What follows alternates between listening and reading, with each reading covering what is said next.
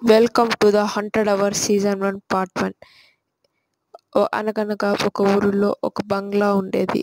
ఆ బంగ్లాలో ఉండే కుటుంబం చాలా డబ్బు ఉండేవారు. ఆ కుటుంబం చాలా మంచి కుటుంబం.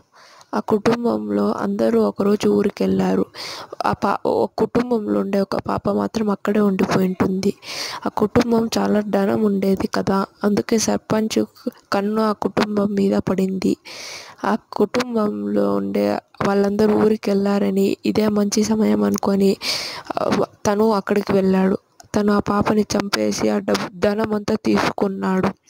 మళ్ళీ తర్వాత ఏం జరిగిందో చూడాలంటే పార్ట్ 2లో చూడండి.